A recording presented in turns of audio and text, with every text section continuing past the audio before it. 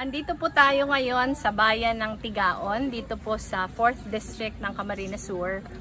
Sobrang happy po kami ngayong hapon pagpunta namin kasi pinakita po sa amin yung first harvest.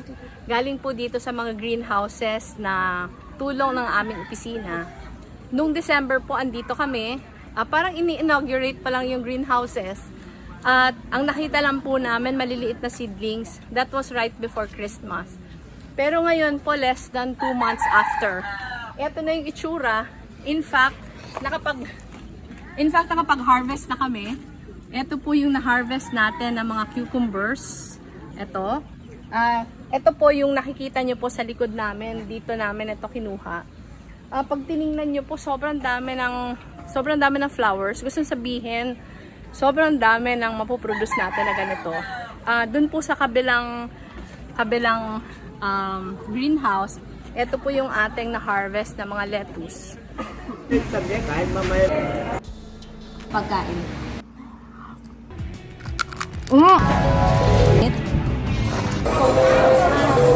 Welcome to Macheras Cross.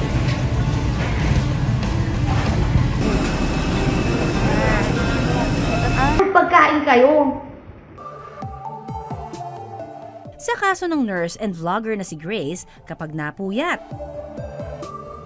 kapag stressed,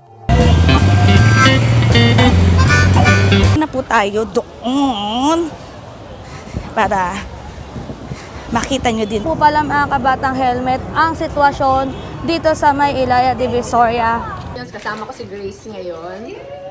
Ayan, magbibigay na lang tayo ng konting tulong kay nanay para dahil hindi nga siya Gibitangan mo, gibit!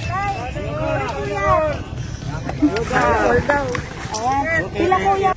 1,000! 200! Kuya, ilan po kayo? Ayuda! Ayan, ito na po yung mga food packs. So kasama ko na po ang leader po ng mother leader po na si Ma'am Rochelle Ho. Hello po. Thank you very much po sa lahat ng mga sponsor.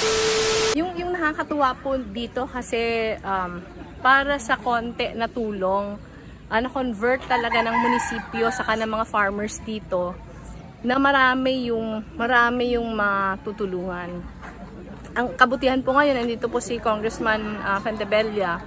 Tinitingnan niya po yung possibility na yung sinimula natin dito, i-replicate din sa ibang bayan dito sa 4th District. Pag nagawa po natin ito, sobrang tulong po talagang mabibigay sa mga maliliit na farmers kasi mabibigyan sila ng capacity na mag-supply na sa mga local businesses, mga groceries, mga restaurants, mga hotels, mga hospitals na dati wala silang access. So ito po, yung nakita natin ngayong hapon, very inspiring. Sana yung pangarap natin na magawa natin ito sa mas maraming mga bayan. Hindi lang dito sa Bicol, pero sa iba pang mga probinsya na nandun tayo. Sana sa lalong madaling panahon magawa din natin. May pang salad ka na. Oo nga, saka sobrang bango. Sobrang bango, nakakatuwa.